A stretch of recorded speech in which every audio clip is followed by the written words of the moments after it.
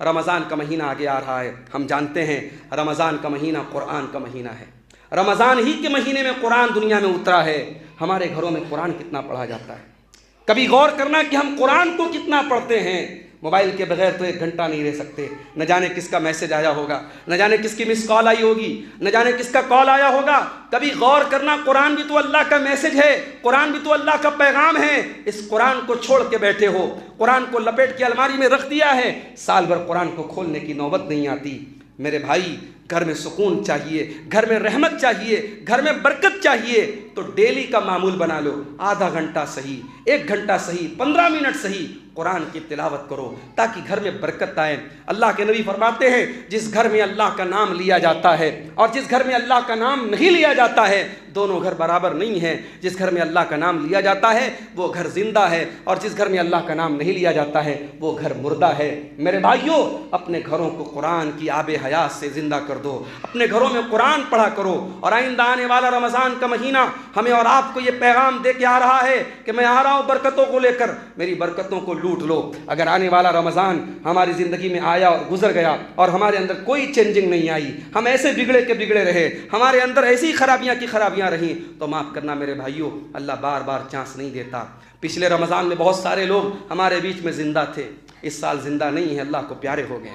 یہ ہماری خوش قسمتی ہے, یہ ہمارا نصیب ہے. اور ابھی تو آج جو ہے 29 تاریخ ہے اور ابھی تو ٹائم ہے لگ بھگ جو ہے 11-12 دن کا. کیا گارنٹی ان 11-12 دنوں کے درمیان اللہ ہم کو اٹھا لے.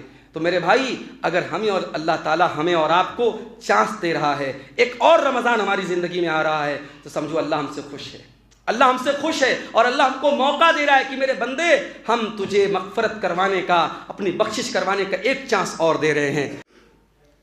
انسان کی زندگی میں گھر کا رول کیا ہے؟ گھر کیوں, انسان اپنے گھر کیوں آتا ہے؟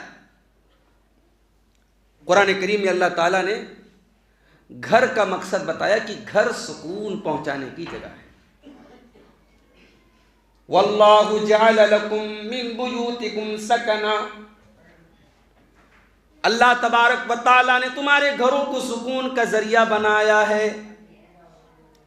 تم زمانے کی ٹینشن سے, زمانے کے مسائل سے, زمانے کی سمسیاؤں سے جب پریشان ہو جاتے ہو, اپنے گھر آتے ہو, اپنی بیوی کے پاس, اپنے بچوں کے پاس, اپنے ماں باپ کے پاس, اپنے بھائی بہنوں کے پاس, تو تم کو سکون ملتا ہے.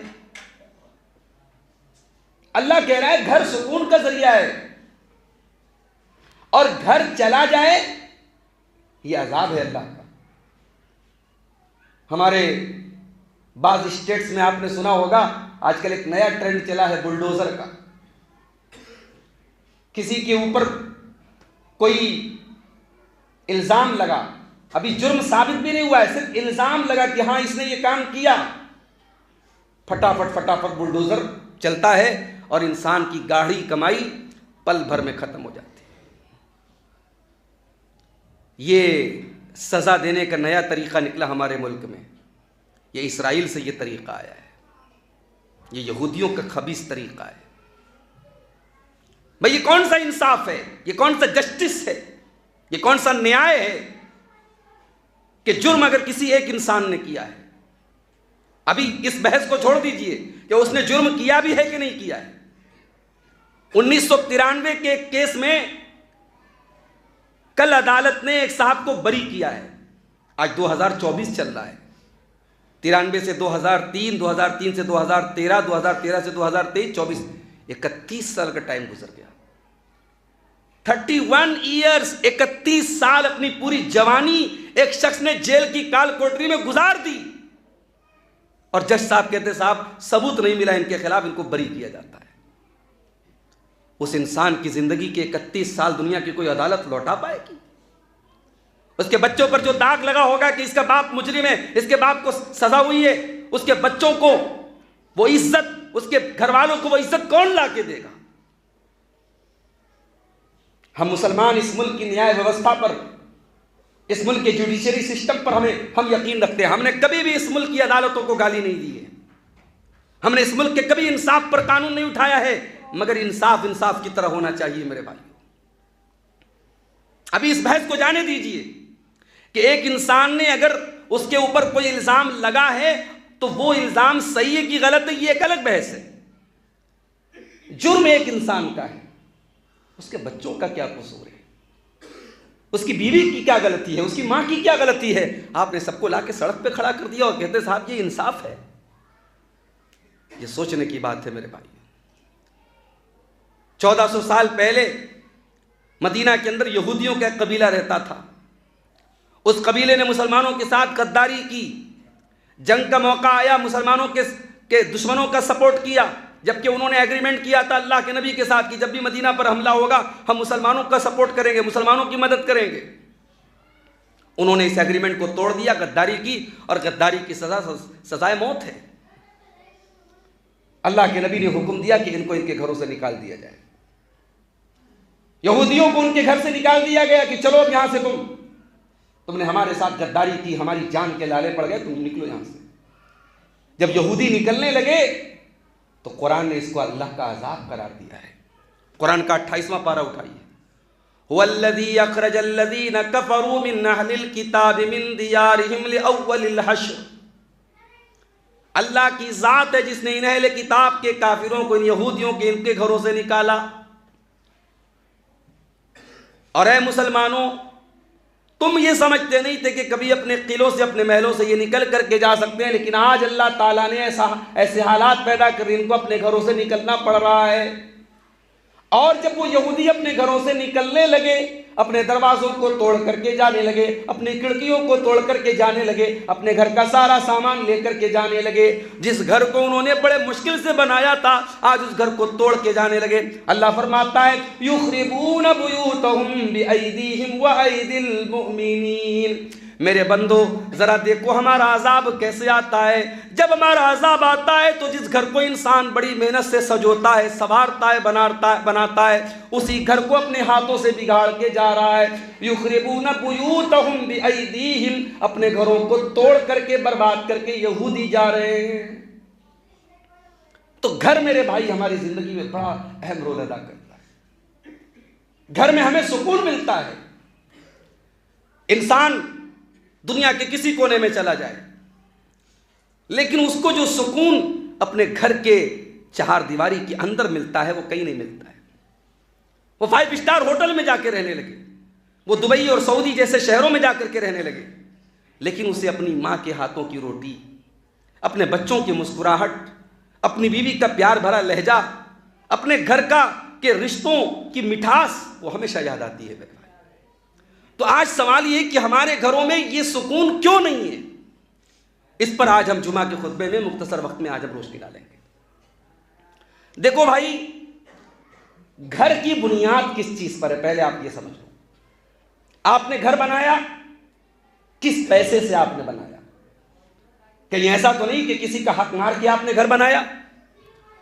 کہیں ایسا تو نہیں کہ اس گھر کی بنیادوں میں کسی مظلوم کی بد دعا ہے، کسی مجبور کی آہ ہے، کسی کی آنسو ہے اس کی بنیاد میں؟ اگر ایسا ہے اس گھر میں کبھی سکون نہیں آ سکتا، نہ آپ کو سکون ملے گا نہ آنے والی نسلوں کو سکون ملے گا۔ اللہ نے فرمایا سورہ توبہ کے اندر، افمن اسس بنیانہ علی تقوی من اللہ ورضوان خیر ام من اسس بنیانہ علی نار فانہارت علی شفا جرف نہار فانہار بہ فی نار جہنم۔ اللہ نے فرمایا کہ 2 قسم کے گھر ہوتے ہیں۔ ایک گھر کی بنیاد اللہ تعالیٰ کے تقوی پر ہوتی ہے، اللہ کی رضا پر ہوتی ہے۔ انسان اس گھر کو بناتا ہے، اللہ کا تقوی اس کے دل میں ہوتا ہے، اللہ کا ڈر اس کے دل میں ہوتا ہے۔ اور دوسرا گھر ایسا ہوتا ہے جو جہنم کی آگ کے بنیاد پر کھڑا ہوتا ہے، جو جہنم کے گڑھے کے کنارے پر کھڑا ہوتا ہے۔ اے میرے بندو بتاؤ کہ دونوں میں سے کون سا گھر اچھا ہے؟ واللہ لا یہدی القوم الظالمین، اللہ ظالموں کو کبھی ہدایت نہیں دیتا۔ یہ پہلا کام کرنا ہے میرے بھائی، گھر کی بنیاد صحیح رکھو۔ کسی کا حق مار کے، ناجائز طریقے سے، حرام طریقے سے شاندار بلڈنگ بنا بھی لی، وہ آج نہیں کل آپ کے لیے وبال بن جائے گی میرے بھائی۔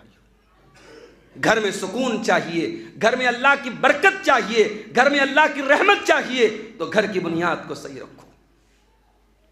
دوسری چیز، اگر گھر میں سکون چاہیے تو اپنے گھر کو شرک کے تمام طریقوں سے دور رکھو۔ مسلمان کا گھر ہے صاحب، اور اس میں غیر اللہ کی تصویریں لگی ہیں، اس میں باقاعدہ ایسے کاغذ لگے ہیں جس پر الٹی سیدھی گنتیاں لکھی اور لکھا ہے کہ صاحب اس سے گھر میں برکت آئے گی۔ یہ کاغذ پہ گنتیاں لکھنے سے گھر میں برکت نہیں آتی ہے، معاف کیجیے گا، بلکہ قرآن کی آیتوں کو لٹکانے سے بھی گھر میں برکت نہیں آتی ہے۔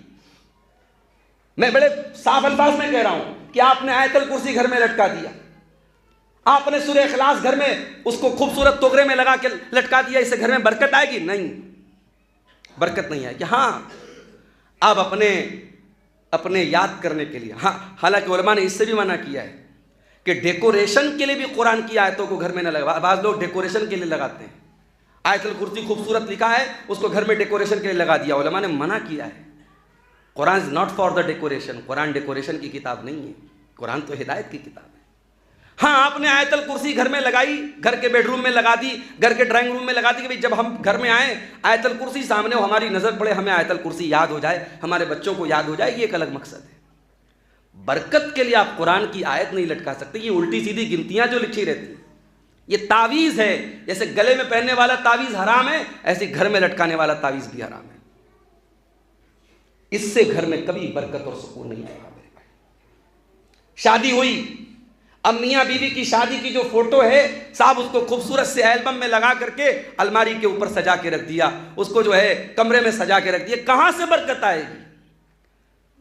یہ الگ مسئلہ ہے، کیمرے کی تصویر جائز ہے کہ ناجائز ہے، لینی چاہیے کہ نہیں لینی چاہیے، علماء کا اختلاف ہے۔ چلو اگر ہم جائز کی ایک گنجائش نکال بھی لیں کہ کیمرے کی تصویر پینٹنگ سے الگ ہے، تو اس کا کیا مطلب ہے کہ آپ اس کو باقاعدہ فریم کر کے اس کو توغرا میں لگا کر کے آپ کمرے میں لگائیں گے؟ نہیں، یہ اتنا آسان مسئلہ نہیں ہے۔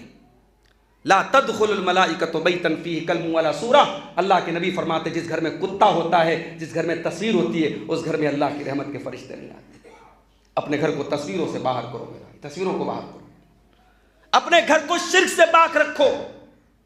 جب رشتہ کرو اپنے بچوں کا، اپنے گھر میں بہو لاؤ، اپنے لیے بیوی لاؤ، تو توحید والے گھروں سے بیوی لاؤ، توحید والے گھر کی بیٹی لاؤ، ورنہ میں نے دیکھا ہے اہل حدیثوں کے گھروں میں آج حرام کام ہو رہے ہیں، اہل حدیثوں کے گھروں میں آج قبر پرستی ہو رہی ہے، اہل حدیثوں کے گھروں میں آج شرک کے کام ہو رہے ہیں۔ کیوں؟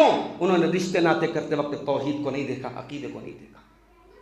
ہمارے یہاں تو صاحب پہلے برادری دیکھی جاتی ہے، پہلے اسٹیٹس دیکھا جاتا ہے، ہمارے برابر کے لوگ ہیں کہ نہیں۔ اور ماشاءاللہ آپ کا پورا علاقہ یہ انصاریوں کا علاقہ ہے، اہل حدیثوں کا علاقہ ہے، آپ کے یہاں بھی صاحب ڈیمانڈ ہو رہی ہے۔ ابھی اتر پردیش کے سدھارتھ نگر کے علاقے میں گیا، پورے علماء کی بستی ہے، بڑے بڑے علماء، ہماری جماعت کے جو چوٹی کے علماء ہیں، مولانا سید معراج ربانی صاحب کہاں کے؟ اسی سدھارتھ نگر کے۔ ڈاکٹر وسیع اللہ عباس صاحب کہاں کے؟ اسی سدھارتھ نگر کے۔ مولانا جلال الدین قاسمی صاحب کہاں کے؟ اسی کے۔ ہمارے اگر ہمیں 10 اساتذہ نے پڑھایا ہے، 10 میں سے 7 استاذ جو ہمارے اسی علاقے کے ہیں، بستی، گونڈا، بلرام پور اور سدھارتھ نگر کا علاقہ۔ ابھی وہاں ایک پروگرام میں گیا، رات کے 9 بجے تھے، ہمارے ایک دوست کا فون آیا، مولانا آپ آ رہے ہیں، آئیے ایک نکاح کا پروگرام ہے، تھوڑا سا آپ شامل ہو جائے۔ گیا، میں دوست کے کہنے پہ چلا گیا۔ اب وہاں گیا تو صاحب وہاں سب لوگ فوٹو ووٹو کھینچنے لگے، مولانا آگے چلیے آپ نکاح پڑھا دیجیے۔ نکاح بھی پڑھا دیا میں نے۔ نکاح کے بعد ایک صاحب کہنے لگے، مولانا آپ نے جس کا نکاح پڑھایا ہے یہ ڈاکٹر صاحب ہیں اور یہ رشیا سے ڈاکٹری کی پڑھائی پڑھ کے آئے ہیں، آپ کو معلوم ہے ان کو جہیز میں کیا ملا ہے؟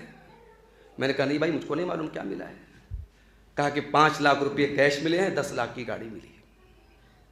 اہل حدیث گھر کی بات بتا رہا ہوں، دونوں طرف کے لوگ پکے اہل حدیث الحمدللہ۔ لڑکے کو جہیز میں کیا ملا؟ 5 لاکھ کیش، 10 لاکھ کی گاڑی۔ میں نے کہا لڑکی والے کیا بہت پیسے والے؟ کہا نہیں مولانا پیسے والے نہیں، زمین بیچ کے انہوں نے انتظام کیا ہے۔ اللہ اکبر، یہ ہمارا حال ہے، یہ ہماری جماعت کا حال ہے۔ ہم قرآن و حدیث کے پڑھنے پڑھانے سننے سنانے والے اور پکے اہل حدیث اور سینے پر ہاتھ باندھنے والے اور 8 رکعت تراویح پڑھنے والے اور رفع یدین کرنے والوں کا ہی حال ہے۔ بند کر دو میرے بھائی، اپنے اہل حدیثیت کو بدنام کرنا بند کر دو۔ اللہ تعالیٰ کے یہاں آپ ان سنتوں پر عمل کر کے بچ نہیں جائیں گے اگر یہ جہیز نام کا ناسور آپ کے گھروں میں پایا جا رہا ہے۔ جس شادی کی بنیاد لالچ پر ہو، جس رشتے کی بنیاد حرام چیزوں پر ہو، اس رشتے میں برکت کہاں سے آئے گی؟ نہیں آ سکتی میرے پیارے بھائیوں، اس گھر میں سکون نہیں آ سکتا۔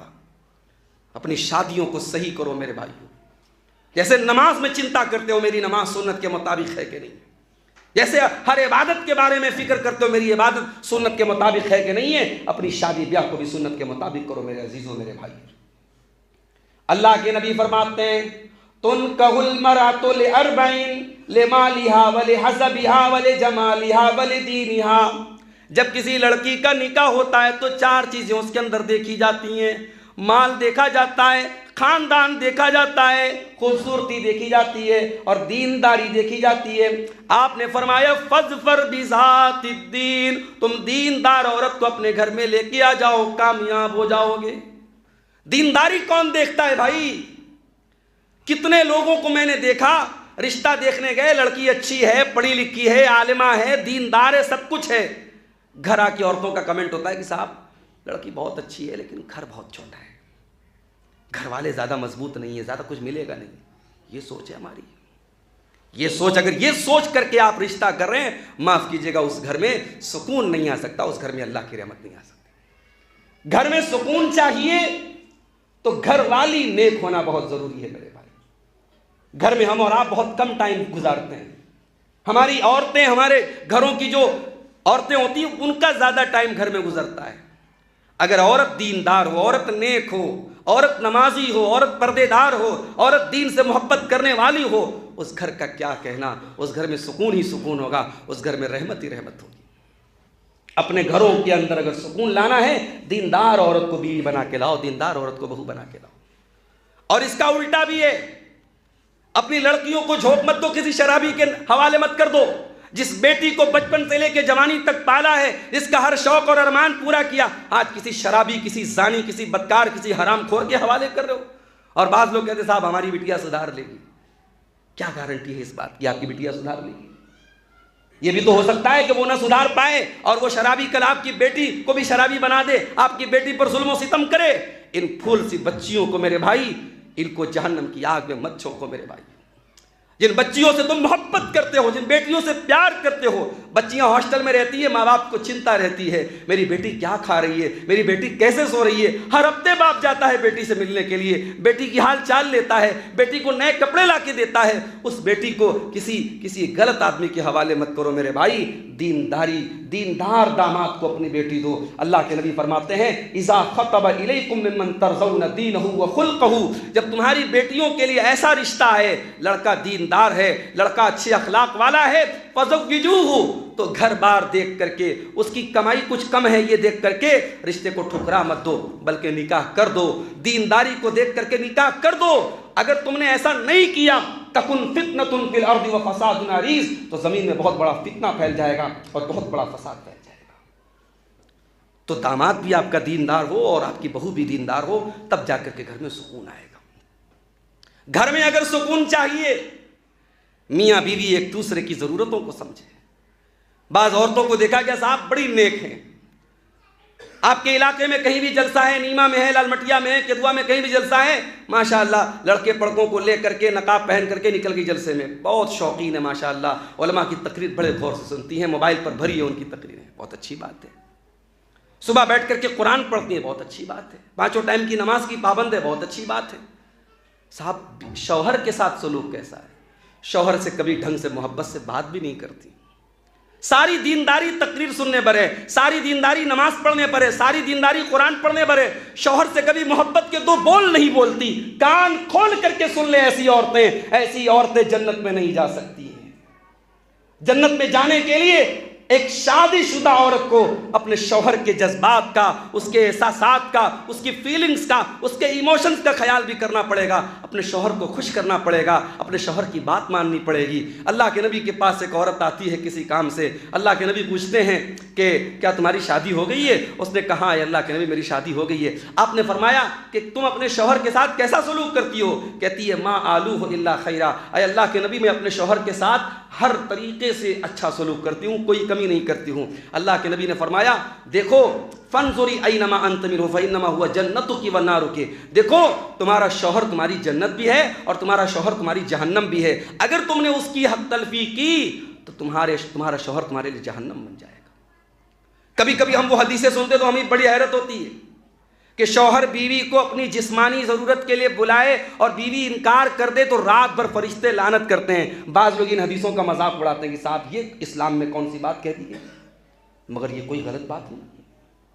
ایک شادی شدہ مرد اور عورت ایک دوسرے کے ساتھ فزیکلی بھی اٹیچڈ ہوتے ہیں اور ایک دوسرے کی ضرورتیں ان کے ساتھ جڑی ہوتی ہیں. شوہر گھر میں آیا ہے اور شوہر اگر بیوی اپنے شوہر کے جذبات اور اس کے احساسات کا خیال نہیں کرتی ہے، یقین رکھو میرے بھائی وہ گھر ایک نہ ایک دن برباد ہو جائے گا. شوہروں سے بھی کہنا چاہتا ہوں، آپ بمبئی میں کام کرتے ہیں، آپ کوئلے کی کان میں کام کرتے ہیں، آپ دلی اور کلکتہ میں جا کے کام کرتے ہیں، اچھا مکان لا کے دے دیا بیوی کو، اچھا کپڑا لا کے دے دیا، اچھا کھانے کو لا لے، سب کچھ دے دیا آپ نے، محبت دی کہ نہیں دیا آپ نے، پیار دیا کہ نہیں دیا آپ نے، ٹائم دیا کہ نہیں دیا آپ نے. آج ایکسٹرا میریٹل افیئر سماج میں بڑی تیزی سے بڑھ رہے ہیں. شادی شدہ عورت کے کسی غیر مرد کے ساتھ تعلقات پنپ رہے ہیں، شادی شدہ مرد کے کسی غیر عورت کے ساتھ تعلقات پنپ رہے ہیں. کیوں پنپ رہے ہیں؟ اگر آپ اس کی ریزن جا کے پتہ کرو گے، اس کی وجہ جا کے پتہ کرو گے، شوہر بیوی کو ٹائم نہیں دیتا ہے. شوہر کما رہا ہے، شوہر بڑی محنت کر رہا ہے، بیوی کے لیے ٹائم نہیں ہے اس کے پاس. بیوی اس گھر کا سارا کام کر رہی ہے، شوہر سے محبت کے دو بول نہیں بولتی ہے. نہیں میرے بھائی، یہ میاں بیوی کا رشتہ کوئی نارمل رشتہ نہیں ہے کہ مل لیے نہیں ملے تو کوئی بات نہیں، وہ ادھر منہ گھما کے سو گیا، وہ ادھر منہ گھما کے سو گیا. یہ بڑی محبت کا رشتہ ہے، بڑے پیار کا رشتہ ہے، بڑی قربت کا رشتہ ہے. اس لیے میاں بیوی ایک دوسرے کے جذبات کا خیال رکھیں. اللہ کے نبی سے پوچھا گیا، اے اللہ کے نبی سب سے بہترین عورت کون سی ہے؟ آپ نے فرمایا التی تسرہ اذا نظر. بہترین عورت وہ ہے شوہر دیکھے تو خوش ہو جائے. ہائے ہائے ہائے، عورت ہو تو ایسی ہو، بیوی ہو تو ایسی ہو. ہمارے یہاں عورتیں ماشاءاللہ جلسے میں جائیں تو پھر دیکھیے ان کے بناؤ سنگار، شادی میں جائیں پھر دیکھیے کتنا سج دھج کے جاتی ہیں، کسی مائکے میں جانا ہو، کسی بہن کے گھر جانا ہو پھر دیکھیں کتنا بن سنور کے جاتی ہیں. اور صاحب شوہر گھر میں آتا ہے تو نہ ڈھنگ کے کپڑے پہنتی ہیں، نہ چہرے کو قاعدے سے صاف تک کرتی ہیں، بدن سے وہی پسینے کی مہک، بدن سے وہی مسالے کی بدبو، بدن سے وہی وہی پرانے کپڑے میلے کچیلے. اور صاحب اس کے بعد بیوی کہتی ہے میرا شوہر میری بات نہیں مانتا، میرے شوہر مجھے محبت سے دیکھتے. کیوں دیکھے گا بھائی تجھے؟ وہ کیوں دیکھے گا؟ وہ گھر سے نکلتا ہے ہر طرف بے حیائی کا منظر ہے، ہر طرف جو ہے عورتیں بن سنور کر کے آدھے ادھورے کپڑے پہن کر کے روڈوں پر گھوم رہی ہیں، اور تو اپنے شوہر کے لیے جو ہے سجنا سورنا تک نہیں چاہتی ہے، اور تو یہ چاہتی ہے کہ تیرا شوہر جو ہے وہ ہمیشہ دن رات تجھے دیکھتا رہے اور گھورتا رہے. یہ کیسے پاسبل ہے میرے بھائی؟ اس لیے اللہ کے نبی نے بہترین عورت کی نشانی بتائی کہ شوہر دیکھے تو خوش ہو جائے. وَتُطِيعُهُ إِذَا أَمَرَ. اور شوہر جب کوئی حکم دے تو بیوی مانے. بیوی اگر منوانا جانتی ہے تو بیوی ماننا بھی سیکھے. شادی کا موقع آیا، مارکیٹ گئی شوہر کے ساتھ، کپڑا پسند آیا، کپڑا مہنگا ہے، کہتی ہے دلا دو نا. شوہر بیچارہ جان رہا ہے کہ میری سیلری میرا پیسہ الاؤ نہیں کر رہا ہے، میرا بجٹ الاؤ نہیں کر رہا ہے. بیوی کی محبت میں کہتا چلو دلا دیتے ہیں. شوہر اپنی ضرورتوں کو سمیٹ لیتا ہے، کچھ لوگوں سے قرضے لے لیتا ہے، بیوی کا ارمان پورا کرتا ہے. جو بیوی اپنے شوہر سے اپنے شوق منوانا جانتی ہے، کیا وقت پڑنے پر اپنے شوہر کی بات تک نہیں مانے گی؟ وَتُطِيعُهُ إِذَا أَمَرَ. بیوی کی ذمہ داری ہے شوہر کی بات مانے. وَلَا تُخَالِفُهُ فِي نَفْسِهَا وَمَالِهِ مَا يَكْرَهُ. اور شوہر کی غیر موجودگی میں اپنی آبرو کی حفاظت کرے. کسی منچلے کو یہ موقع نہ دے کہ اس سے کھل کر کے باتیں کرے، کسی بدتمیز کو یہ موقع نہ دے شوہر گھر میں نہیں ہے تو اس کے اوپر غلط نگاہیں ڈال لے. اتنا سختی سے جواب دے کہ جو نگاہیں غلط انداز میں پڑے وہ واپس چلی جائیں. جس کے دل میں امیدوں کا کوئی پودا ابھرنے کی کوشش کرے وہ وہیں پہ بیٹھ جائے اور انسان کو احساس ہو جائے نہیں صاحب یہاں میری دال نہیں گل سکتی ہے، یہ لڑکی اپنے شوہر کے لیے بہت لائل ہے، یہ عورت اپنے شوہر کے لیے بہت جو ہے وفادار ہے. یہ ہونا چاہیے. اس کا الٹا دیکھ لیجیے آپ. اللہ کے نبی سے صحابی نے پوچھا اے اللہ کے نبی بیوی کا حق کیا ہے ہمارے اوپر؟ آج کوئی شوہر یہ نہیں پوچھے گا. میں کہیں جاتا ہوں تو لوگ کہتے ہیں مولوی صاحب ذرا عورتوں پر تقریر کر دیجیے. مردوں کی طرف سے یہ آتا ہے عورتوں کے لیے تقریر کر دیجیے، عورتوں کی طرف سے یہ آتا ہے تھوڑا مردوں کو سمجھا دیجیے. کوئی خود سمجھنے کو تیار نہیں ہے. یہاں صحابی اللہ کے نبی سے کہہ رہے ہیں اللہ کے نبی ہمارے اوپر ہماری بیوی کا حق کیا ہے؟ صحابہ اپنا حق پوچھتے تھے، اپنی ذمہ داری پوچھتے تھے. ہمیں تو بس اپنی ملائی سے مطلب ہے کہ ہمیں کیا ملنا چاہیے، ہمیں کیا کرنا ہے، اس سے کوئی مطلب نہیں. آپ نے فرمایا ان تطعمھا اذا طعمت. شوہر کی ذمہ داری یہ ہے جب وہ کھانا کھائے تو بیوی کو کھلائے. وَتَقْسُوهَا إِذَا اقْتَسَيْتَ، اور بیوی جو پہنے اپنی بیوی کو پہنائے، جتنے معیار کا جتنے اسٹینڈرڈ کا کپڑا خود پہنتا اپنی بیوی کو بھی پہنائے. وَلَا تَضْرِبِ الْوَجْهَ، اور کبھی بھی اپنی بیوی کے چہرے پر ہاتھ نہ اٹھائے. وَلَا تُقَبِّ، کبھی گالی گلوچ نہ کرے. وَلَا تَهْجُرْ إِلَّا فِي الْبَيْتِ، اور کبھی اگر بیوی سے جھگڑا ہو تو گھر کے باہر معاملہ نہ جائے. تو یہ جب تک میاں بیوی میں یہ سمجھداری نہیں ہوگی گھر میں سکون نہیں آئے. اور آگے بڑھیے، 5-10 منٹ کا موقع اور ہے، 2-4 اہم چیزیں بیان کر کے بات ختم کریں گے. گھر میں سکون چاہیے تو ایک حدیث پر عمل کرنا پڑے گا. حدیث کیا ہے؟ لیس منا من لم یرحم صغیرنا ولم یوقر کبیرنا. وہ انسان ہم میں سے نہیں ہے جو چھوٹوں پر پیار نہ کرے اور بڑوں کا احترام نہ کرے. جس گھر میں بڑوں کا احترام نہ ہو، بیٹا اپنے باپ کا احترام نہ کرے، چھوٹا بھائی بڑے بھائی کا احترام نہ کرے، چھوٹی بہن بڑی بہن کا احترام نہ کرے، جس گھر میں بڑوں کا احترام نہ ہو اس گھر میں سکون نہیں آ سکتا. اور اس کا اپوزٹ بھی ہونا چاہیے، بڑے بھی چھوٹوں سے پیار کا برتاؤ کریں. معاف کرنا میرے بھائیوں، گھر صرف اولاد کے بگاڑ سے نہیں بگڑتا ہے. میرا جملہ نوٹ کر لینا، گھر صرف اولاد کی نافرمانی سے نہیں بگڑتا ہے. بہت سارے گھر ماں باپ کی ضد سے بگڑتے ہیں، ماں باپ کی ہٹ دھرمی سے بگڑتے ہیں، ماں باپ کی ڈکٹیٹرشپ سے بگڑتے ہیں. ایک ساس یہ چاہتی ہے میری بہو مجھے ماں کا درجہ دے، ایک ساس یہ چاہتی ہے میری بہو مجھے جو ہے ہر وقت میری خدمت میں لگی رہے، مگر وہ ساس کبھی بھی اپنی بہو کو اپنی بیٹی کا درجہ دینے کو تیار نہیں ہے. کیوں؟ بیٹی اور داماد کہیں گھومنے چلے جائیں، بیٹی کا فون آئے شوہر مجھے لے کر کے باہر جا رہا ہے، کلکتہ بنگلور بمبئی جا رہا ہے، ماں خوش ہو جاتی ہے، ماں جو ہے خوشی کا اظہار کرتی ہے. اور بیٹا بہو کو لے کے چلے جائے تو ماں کا دماغ خراب ہو جاتا ہے کہ میرا بیٹا تو میری اپنی بیوی کا جو ہے اپنی جوری کا غلام بن گیا. یہ ڈبل معیار نہیں چلے گا، یہ دوہرے اسٹینڈرڈ نہیں چلیں گے کہ بیٹی کے لیے الگ معیار ہے بہو کے لیے الگ معیار ہے. جو کام بیٹی اور داماد کے لیے بڑا صحیح ہے وہ بہو کے اور بیٹے کے لیے غلط ہے، یہ نہیں چلے گا. میرے بھائیوں، میری ماں اور بہنوں، ایک ساس کو سمجھداری سے کام لینا پڑے گا. گھر میں بہت سارے ایسے موقع آتے ہیں جب باپ یہ دیکھ رہا ہے کہ میری اولاد کے فیصلے مجھ سے الگ ہیں، میری اولاد کی باتیں مجھ سے الگ ہیں، تو وہاں باپ کو نرمی اور محبت سے ہینڈل کرنا چاہیے.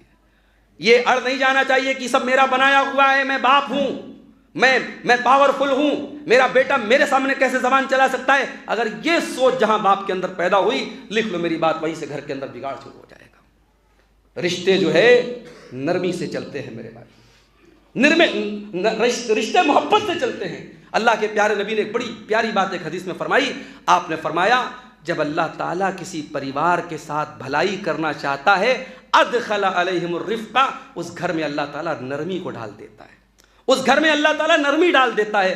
ماں کے دل میں بچوں کے لیے نرمی ہو جاتی ہے، باپ کے دل میں بچوں کے لیے نرمی پیدا ہو جاتی ہے، ساس کے دل میں بہو کے لیے نرمی پیدا ہو جاتی ہے، نند کے دل میں بھابھی کے لیے نرمی پیدا ہو جاتی ہے، بھابھی کے دل میں نند کے لیے نرمی پیدا ہو جاتی ہے. نرمی اور محبت سے گھر میں رشتے چلتے ہیں میرے بھائی.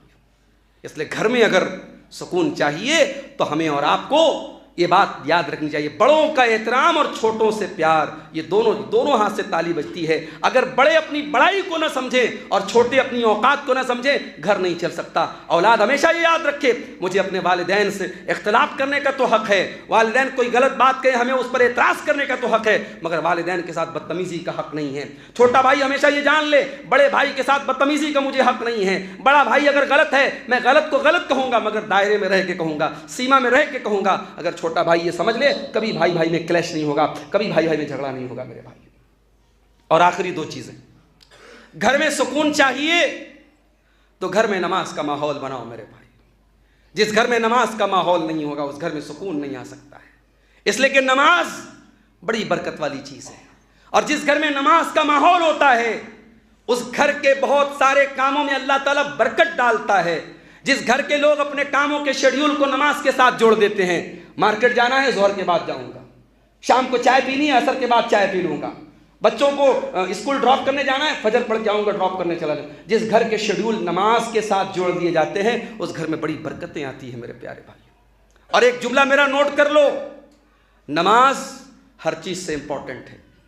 آپ ماشاء اللہ یہ علاقہ اللہ نے بہت ساری قدرتی دولت سے نوازا ہے، آپ کے پاس اللہ تعالیٰ نے بڑے وسائل آپ کو دیے ہیں، اللہ نے آپ کے گھروں میں خوشحالی دی ہے، بڑی اچھی بات ہے. مگر اپنے کام دھندا نوکری کاروبار سب کا نمبر آپ یاد رکھیے نماز کے بعد آتا ہے۔ اگر آپ اپنے کام کے چکر میں، اپنے کاروبار کے چکر میں، اپنے بزنس کے چکر میں، اپنے روپیے پیسے کے چکر میں نماز کو چھوڑتے ہیں، اللہ کے یہاں بڑی پٹائی ہوگی، ہماری بڑی پٹائی ہوگی۔ اللہ نے قرآن میں ایمان والے مردوں کی نشانی بیان کی، رجال اللہ تلہیہم تجارۃ ولا بیع عن ذکر اللہ۔ ایمان والے تو وہ ہیں، وہ کاروبار بھی کرتے ہیں، وہ بزنس بھی کرتے ہیں، مگر ان کا بزنس اور کاروبار ان کو اللہ کے ذکر سے غافل نہیں کرتا ہے۔ نماز کا ٹائم ہوتے ہی وہ نماز پڑھتے ہیں۔ اور یاد رکھو میرے بھائی، آپ دن بھر میں 5 ٹائم کی نماز پڑھیں گے، آپ کے کاروبار میں کوئی کمی نہیں آئے گی، آپ کا کوئی کسٹمر آپ کی دکان پہ کم نہیں آئے گا، آپ کی دولت میں کوئی کمی نہیں آئے گی، بلکہ اللہ قرآن میں کہتا ہے یرجون تجارت لن تبور، جو نماز پڑھتے ہیں وہ ایسا بزنس کر رہے ہیں جس میں کبھی گھاٹا ہونے والا نہیں ہے۔ گھر میں نماز کا ماحول بناؤ۔ بچے 7 سال کے ہو جائیں، اللہ کے نبی کہتے ہیں نماز کا حکم دو، اور 10 سال کے بچے ہو جائیں اور نماز نہ پڑھے تو ان کی پٹائی کرو۔ گھر میں ماں بھی نماز پڑھے، بچے بھی نماز پڑھیں۔ جب نماز کا گھر میں ماحول ہوگا، گھر میں برکت آئے گی۔ میرے یا ایھا الناس اتقوا ربکم الذی خلقکم من نفس واحدہ وخلق منها زوجها وبث منهما رجالا كثيرا ونساء واتقوا الله الذي تساءلون به والأرحام إن الله كان عليكم رقيبا يا أيها الذين آمنوا اتقوا الله وقولوا قولا سديدا يصلح لكم أعمالكم ويغفر لكم ذنوبكم ومن يطع الله ورسوله فقد فاز فوزا عظيما